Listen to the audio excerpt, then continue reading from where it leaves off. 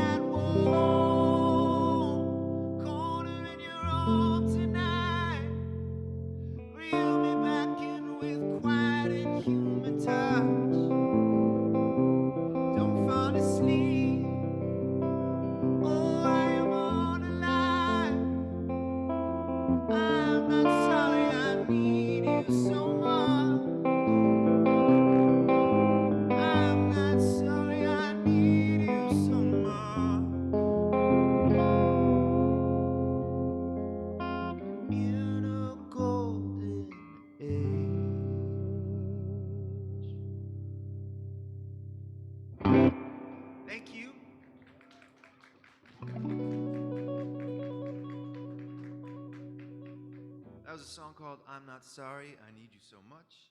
And this is a song called He Better Be Alive.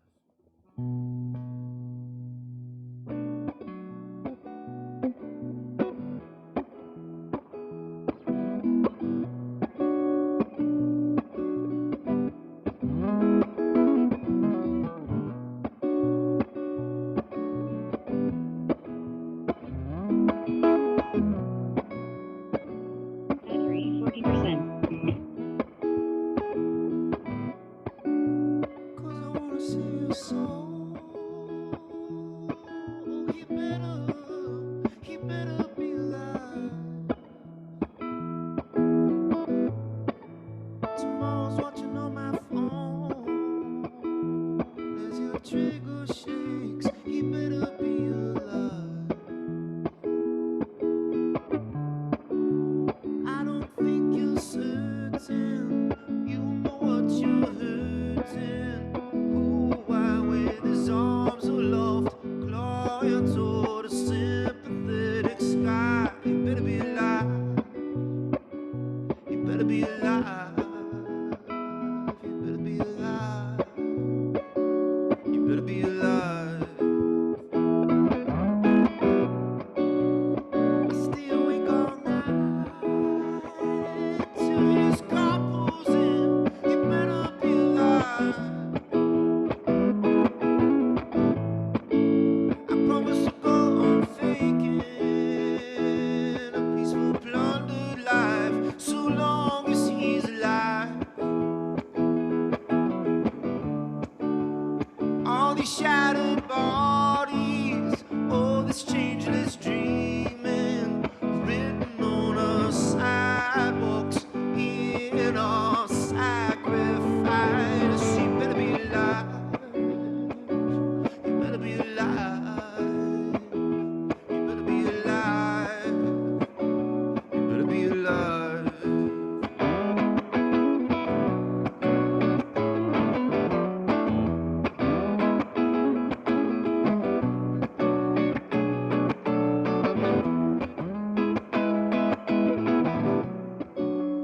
Cause I gotta tell his son, and then tell his son he should be alive. All for selling Lucy's, the darkness of his beauty. If he carry immutable is the grip, choking out a life. He better be alive. He better be alive. He better be alive. He better be alive.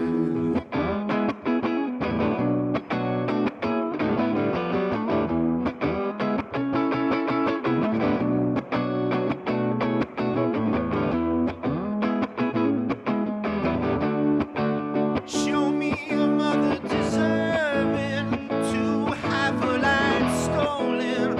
I'll show you Baltimore, Caroline, Staten Island 5. He better be alive. He better be alive. He better be alive. He better be alive. Oh, oh, oh, oh, oh. He better be alive. He better be alive. He better be alive. He better be alive. He better be alive. Oh, he better be alive. Oh, oh, oh, oh, oh. He better be alive. He better be alive. Better be alive. He better be alive. Better be alive. Oh, he better be alive. Oh, oh, oh, oh, oh.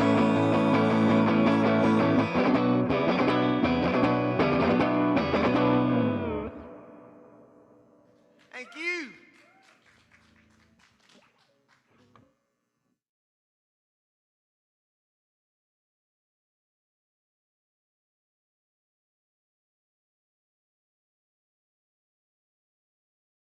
Thank you so much, Will. That was amazing. So, a few weeks ago, Will came into the lab to perform the same songs. And when he did so, we did a bunch of recordings to see how we can both understand music from the way through the lens of science, and also see how observing certain things can help the artist. So this discussion will mainly be centered around that. And I'm going to share my screen in a second. So in the meantime, please feel free to enter your thoughts, comments, or questions in the chat as we go along.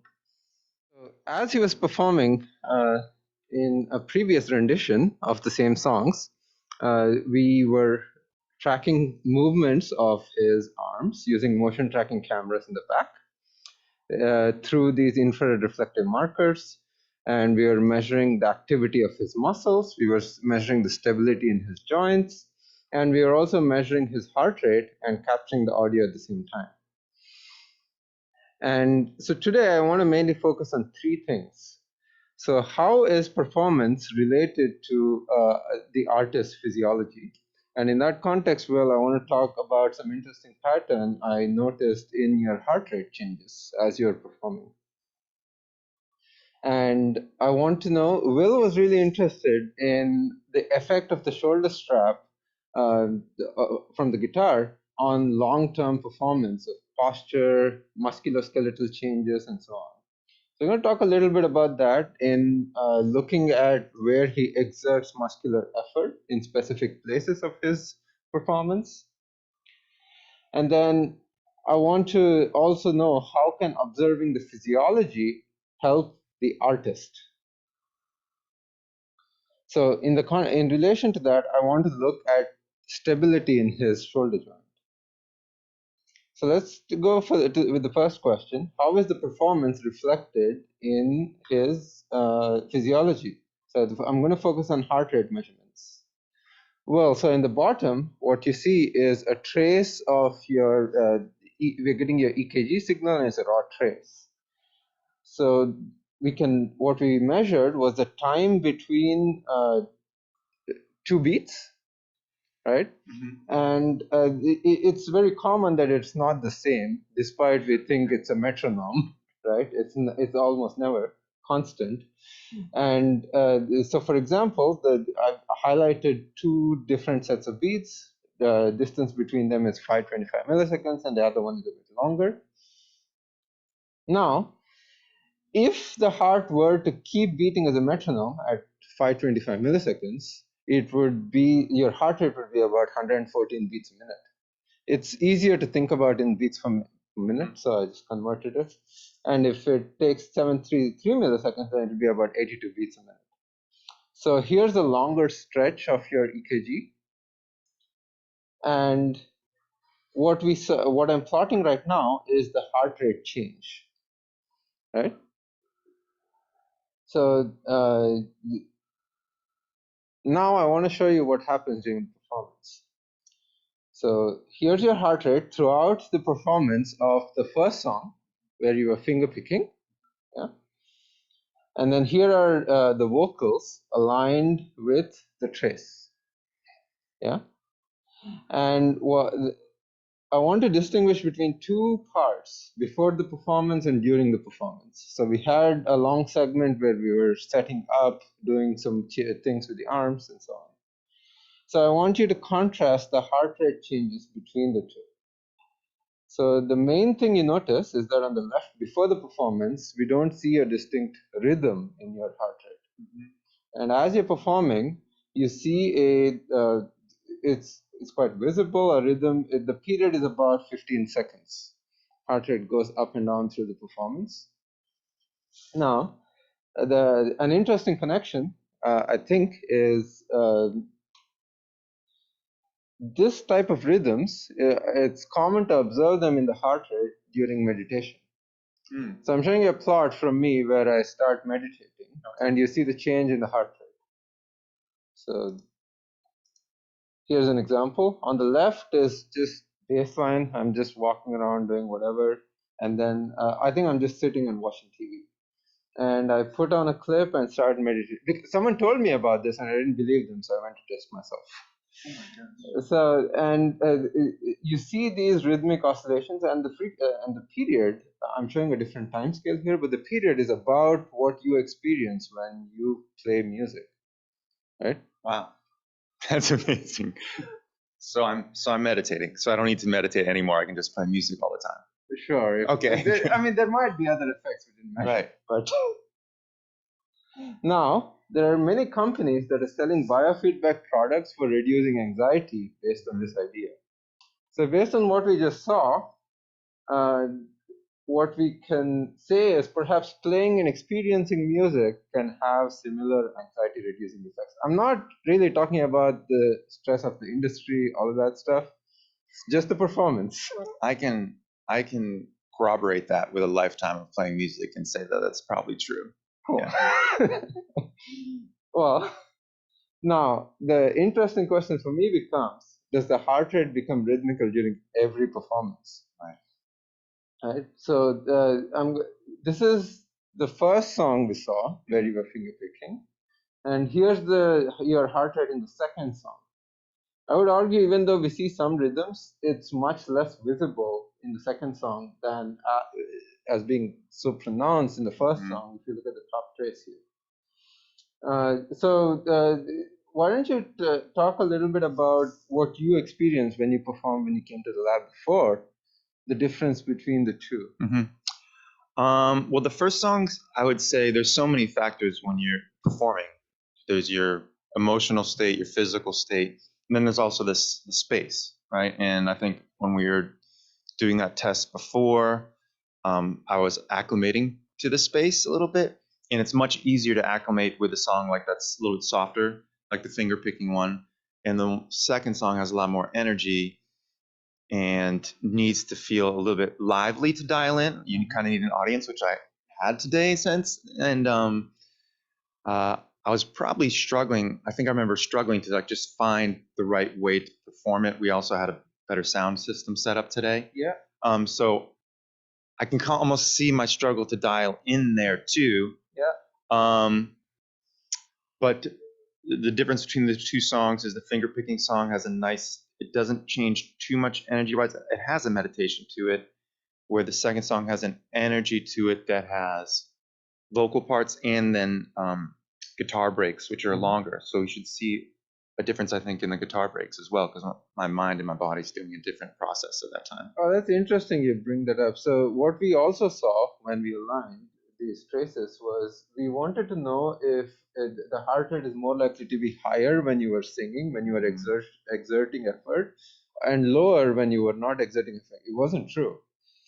It just happens to have its own rhythm. It wasn't correlated to your voice, at least. Right. How much you were exerting. Okay. So the idea there is that it might be related to enjoyment more than effort, but of course, this is not enough to conclusively say that. Yeah.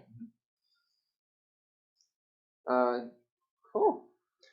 I would agree. I would agree that just from experience that enjoyment and connectivity and like an emotional connectivity when performing. I think the same in sports.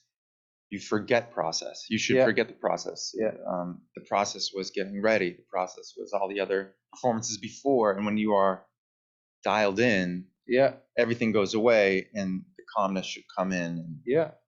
To me, it was interesting to see to put some concrete physiology, or rather, to at least see changes behind what we normally know and intuitively experience in terms of this is how I felt in the zone, right, or I dialed in. Right. Yeah. Okay, so next question. Does the shoulder strap have a noticeable influence on the physiology, right? So this is something you were really interested in when you first came to talk and work with us. Yeah. So I want to talk a little bit about muscular effort in this context. So out of all of these sensors, I'm going to focus on the sensors on your finger that record your muscular activity. So let's do a little bit of a live demonstration to get an intuition for what this might look like.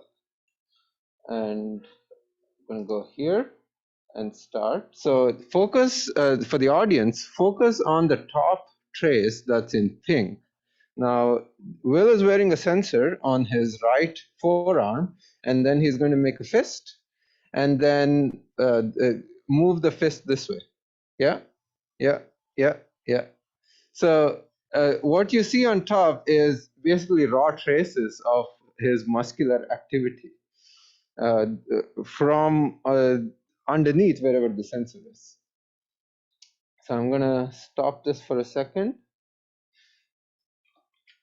Go back to my presentation. Okay, so when Will came in, we strapped him with a lot of sensors, and I tried to make a little animation to show you where all we placed the sensors. Mainly the forearm muscles, the front of the chest. We measured the heart rate, and then we looked at the back. Right? Now, traces like what you just saw, if you plot from all of the muscles, I don't expect you to memorize the color code, but it's from those muscles, Yep. in case you see an interesting pattern. In the forearm muscles, mainly you notice some type of rhythm, right? So it's probably because you're creating a rhythmical action, right? The more interesting pattern to me is in your under your shoulder strap. So on your left side, it would be this yellow muscle and this blue muscle, so bottom two traces. And let me play this clip, right? So Brian, let me know if the sound does not come through. So save me that warm corner in your arm tonight. See, when you increase the voice, you tend, under the shoulder strap, you tend to tense your muscles. It's quite visible. Here's another view. Maybe it's. So save me that warm corner in your arm tonight. Yeah, and you just do that. So it's basically these two muscles on the front and the back, your pec muscles and your rotator muscles.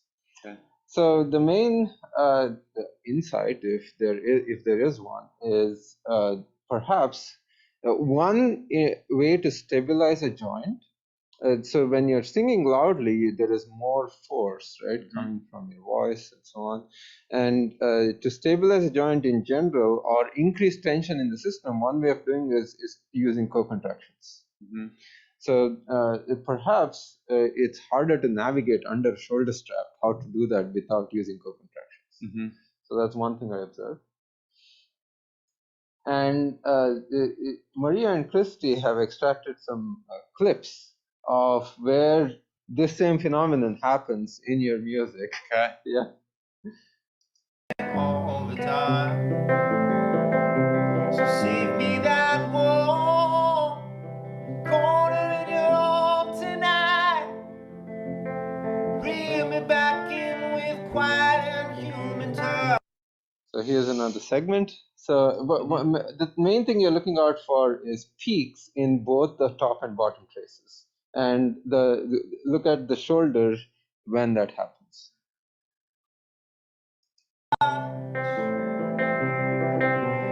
Time will bend and dogs will howl. If I deserve the chance, allow and save me. And save me. We have three more. Corner in your arm tonight. It's a different part of the song. Reel me back in with quiet and human touch. Wow. Time will bend and dogs will howl. If I deserve the chance, allow and How do you feel about looking at yourself? Well, it's part of it's like, what am I gonna do? Stand still the whole time, you know? And the other part is, I get it. It's comes down to, in my mind, I'm processing actually. Yeah, sounds good. So save me that warm corner in your arm tonight. Reel me back in with quiet and Brian, were you about to say something? I was going to comment. We have two comments from Christopher and Robert. Christopher was commenting, if you measured a group of musicians playing together, do you think that their heart rates would align, so would synchronize?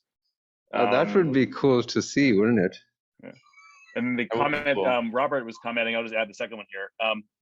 Notice that there's an increase in tension. The increase in tension coincides with a significant change in register and facial expression. Yeah. That's, yeah. And a lot of this too comes down to factors that are in this scenario. I keep throwing I know that's going to be a little bit louder depending on how my body and my voice is feeling that day. I threw my head away from the mic for a couple reasons.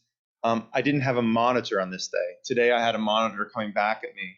So I wasn't aware of how my voice was going in on this day, which you'd think, oh, this is our first time doing it. But that's almost very common for a lot of gigs. You show up to the gig, and I had it last week. The sound person was horrible, and I couldn't hear myself sing. So, I'm constantly trying to make some adjustments for, I know that's going to be a lot louder. I'm just going to throw my voice to the left and right. And I can't hear myself, so I'm trying to keep my body relaxed. I think I also have a habit when if I feel too tense, I will move to reset my body. Yeah. So one thing to note is that the co-contraction doesn't necessarily mean that it happens every time you move. When you move and there's a heavy object on you, it's likely that you want to stabilize through co-contraction. So, but it's not the only option, as we'll see in the next section, right? Okay, so let's go to the third question. How can observing the physiology help the artist? So we'll talk about stabilizing your shoulder and so on. Okay. So we'll talk about the other shoulder this time, the way you're strumming. So let's do another live demonstration. So now I want you to pay attention to the bottom trace. So hold out your arm, Will, and then imagine I'm going to knock you off, and you're going to tighten your arm so that it doesn't get knocked off. Okay. Right? So, and then you see this low rhythmical activity, which I need to zoom in.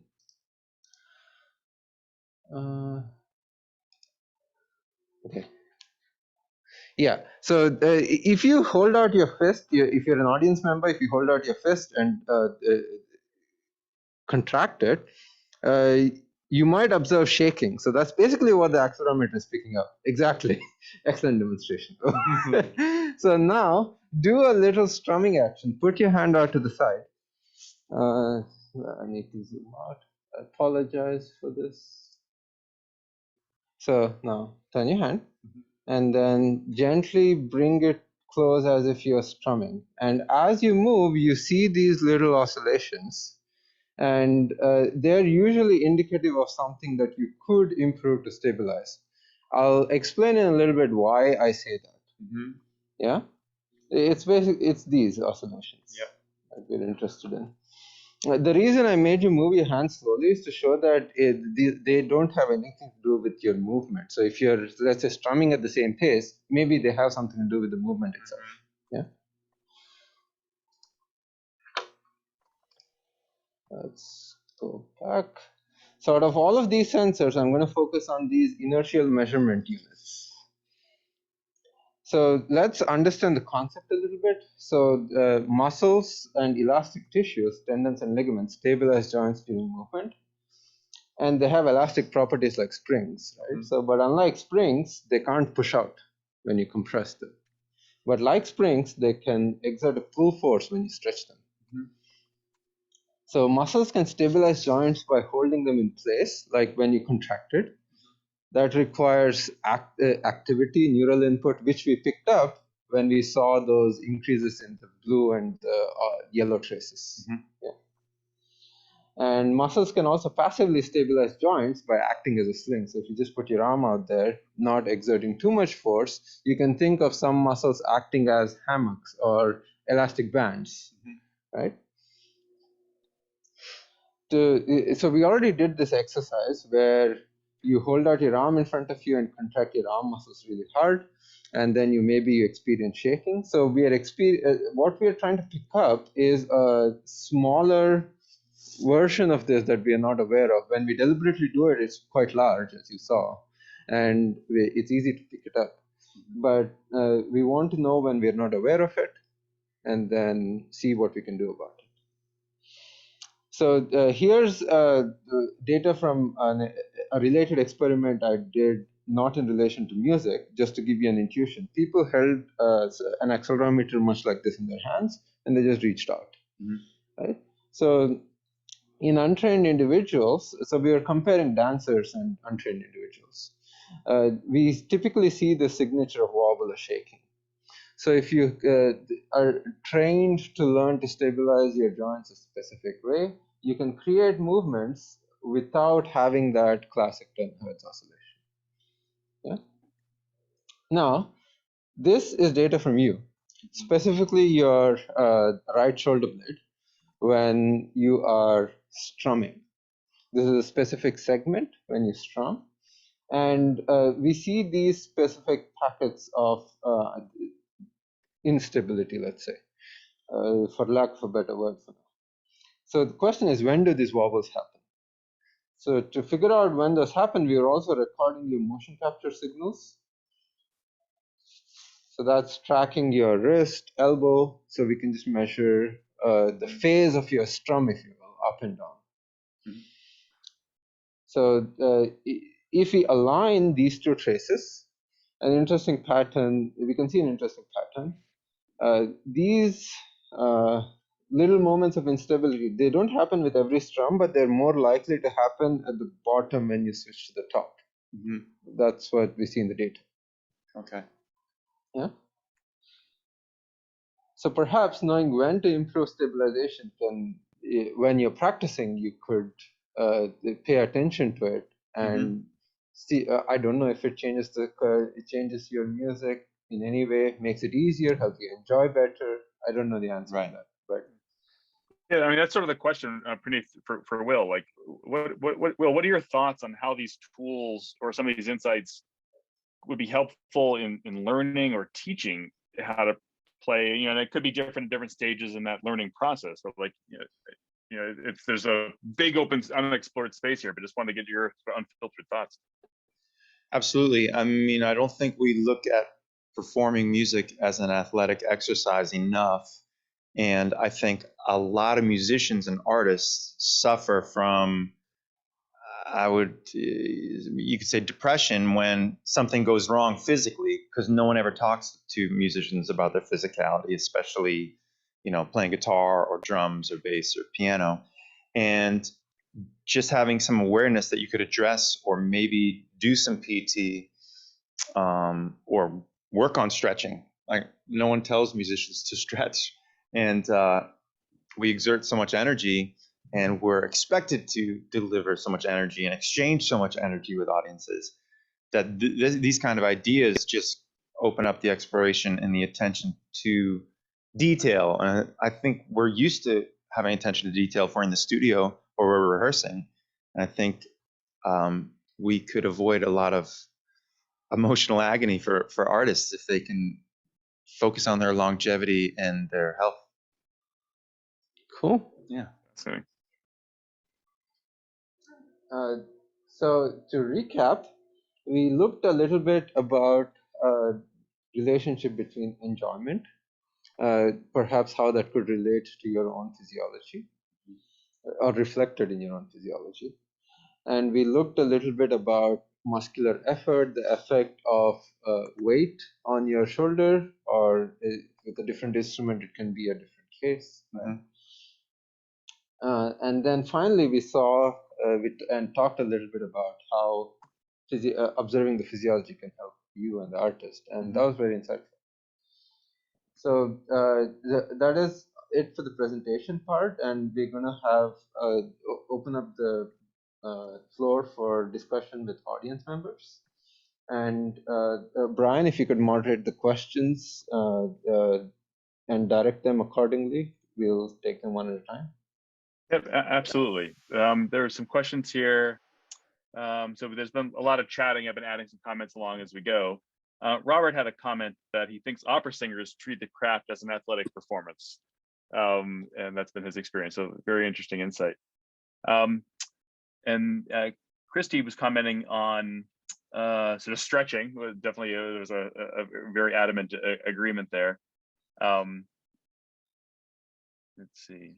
A lot of good comments. So please, folks, if you have questions, certainly, yeah. And I think we should. Was some private chatting, responding to my suggestion that in the future we have a live performance where we both instrument Will and the audience. See that interplay of emotional, physiological response. I think that would be a fascinating thing to do in our post-COVID existence as soon as we get there. Yeah, that would be so exciting. And and the band idea too, or mixing all the above would be great. Yeah. Let's see. So Lynn made the comment, athletes have been advised not to stretch cold muscles. So if musicians want to stretch, they should warm up the muscles first. Here's a question for Will. What have you done to adjust your stance to address ergonomics? I have witnessed myself, and it's been commented to me about some of like the movements that we saw there, or the way my legs shift. And I think so much is like the emotion, the excitement, the energy. And I think sometimes the movement is to release tension.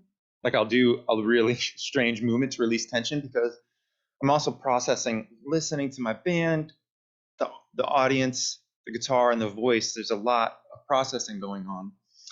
And sometimes a wiggle will help me just break free of concentration if I get too much into concentration. Yeah.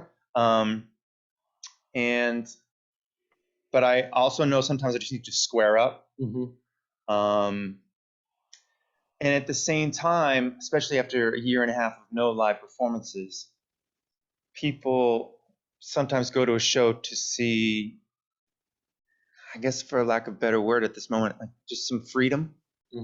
And I also don't want to just be there like this. You really can't. That's also not your job. It's to be free. But having these kind of conversations and this information helps me revisit the fact: am I really being free in every movement? Or is a movement I'm doing a crutch? No, and this brings in a very interesting idea of one way of stabilizing joints, the one we saw by co-contractions, it reduces mobility, freedom, like you said. So the interesting question becomes, how do you preserve both stability and mobility? Dancers delve into that realm quite a bit. And maybe some of those insights, if formalized and put into exercises, can be useful for musicians as well. Absolutely, and I've become obsessed with the fact that I'm doing all these things, but I also have 8 pounds around my left shoulder, and I've had that for my whole life, and I can feel this shoulder's a lot stronger than this shoulder. Little physical problems I've had over the years from that strength. Sometimes when I'm rehearsing, I put my guitar on this shoulder just to create some strength there. If I'm going through an airport, I carry all my bags on this shoulder when I'm loading my equipment. I just try to create some fairness between these two so they don't argue all the time. But I'm constantly thinking about it because I do want to always play. I don't want my body to not allow me to. In general, we think about a response to a load as being strengthening. But another way to think about it is distributing it. So, for example, when people do deadlifts, they say use your legs, not your arms, right?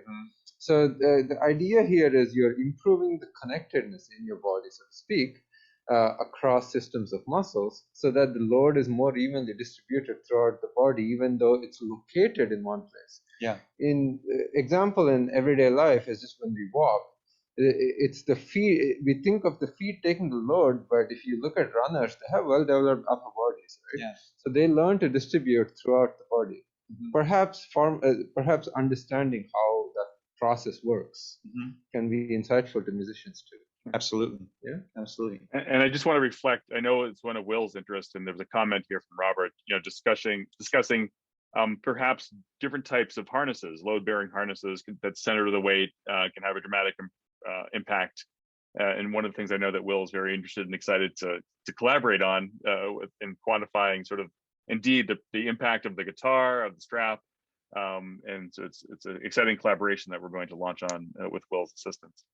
I do want to thank everybody. And Will, it's certainly, phenomenal performance. Thank you very much. I'm in the room adjacent now, but I send you the live audience clapping, and for being sort of so willing and open to sort of thinking about these things together.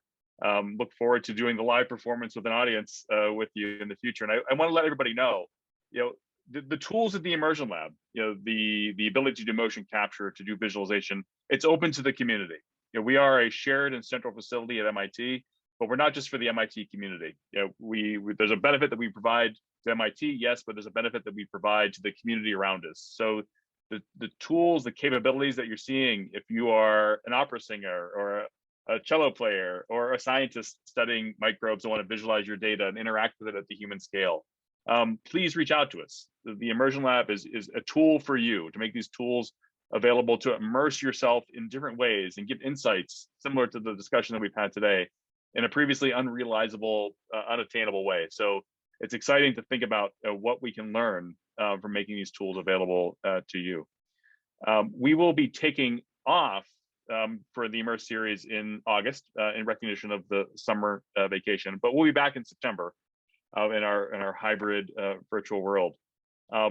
Will, I wanted to sort of take it over to ask you to share one last sort of round of applause for Will.